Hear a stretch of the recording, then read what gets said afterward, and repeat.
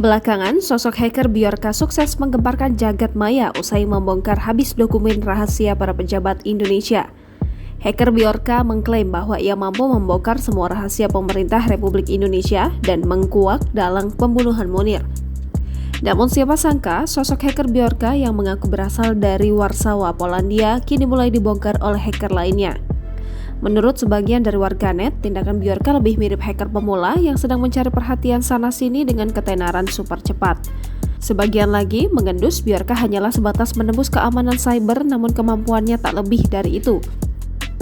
Bjorka sendiri mulai terekspos publik usai dirinya mengunggah sebuah kumpulan data berupa pendaftaran kartu SIM telepon Indonesia. Ia mengunggah data tersebut melalui situs Bridge Forums pada 6 September 2022 lalu dan menjualnya dengan harga dengan jumlah fantastis. Spekulasi liar lain pun bermunculan bahwa Bjorka merupakan hacker yang disewa oposisi jelang kontestasi pemilu 2024 yang tinggal 2 tahun lagi akan digelar.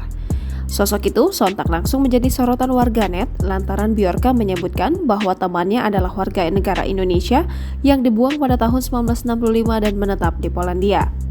Menurutnya, temannya itu adalah sosok yang sangat jenius dan berkeinginan untuk memperbaiki Indonesia melalui teknologi seperti layaknya sosok Habibie. Sayangnya, hingga akhir hidupnya, teman Bjorka itu urung kembali ke Indonesia dan meninggal dunia pada tahun lalu. Namun pernyataan tersebut kini agaknya dipatahkan oleh salah satu akun hacker lainnya yang menguak sosok asli Bjorka. Bukan asli Polandia, akun Instagram FullCyberV2 mengungkapkan bahwa hacker Bjorka diduga warga asal Cirebon, Jawa Barat. Dalam unggahannya tertulis jika sosok Bjorka memiliki nama asli Muhammad Said Fikriansyah.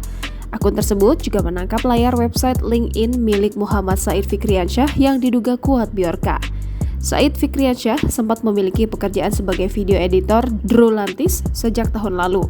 Selain itu, akun FullCyberV2 juga menyampaikan sindiran kepada publik terkait hacker Bjorka. Hacker Bjorka mengaku kepada Vault Anonim bahwa ia pernah membobol situs KPU sehingga mengakibatkan persamaan data. Vault Anonim pun berpesan agar tak memasukkan orang yang tidak memiliki kapasitas sesuai ahlinya bekerja di KPU.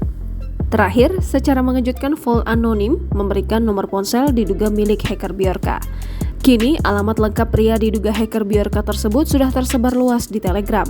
Hingga kini, sejumlah akun milik Bjorka yang telah ditangguhkan diantaranya yakni Bjorkanism, Bjorsanism, kemudian kini muncul dengan Bjorkanesian. Namun belum dipastikan apakah benar sosok pria tersebut merupakan hacker Bjorka.